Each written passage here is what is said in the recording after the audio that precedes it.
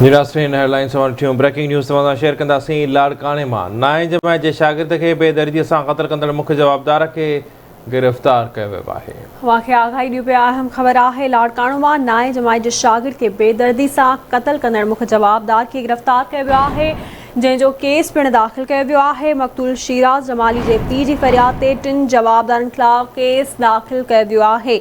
मुख्य जवाबदार असगर अली सांगी खे गिरफ़्तार करे 5 ॾींहंनि जो रिमांड वरितो वियो आहे। ब्रेकिंग न्यूज़ आहे, असां शेयर कयूं पिया। लाड़काणो मां नाई जमायत जे शागिर्द खे बेदर्दी सां क़त्ल कंदड़ मुख्य जवाबदार खे गिरफ़्तार कयो वियो आहे।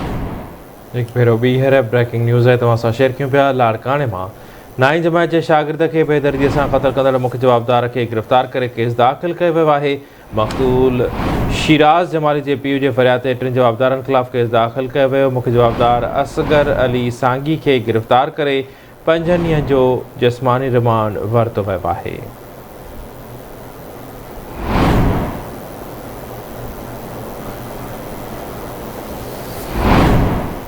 तफ़सील मालूम कंदासीं। लाड़काणे मां आवाज़ न्यूज़ रिपोर्टर रशीद समो असांखे जॉइन कयो आहे। रशीद, कहिड़ा तफ़सील आहिनि? जी बिल्कुल, 2 ॾींहं अॻु बेदर्दीअ सां क़त्ल थी वियल नाइक जमायत जे शागिर्द आहे शिराज अली, उनजो जेको क़त्ल जो केस आहे उहो दाख़िल थी हैदरी थाणे ते दाख़िल थियो आहे।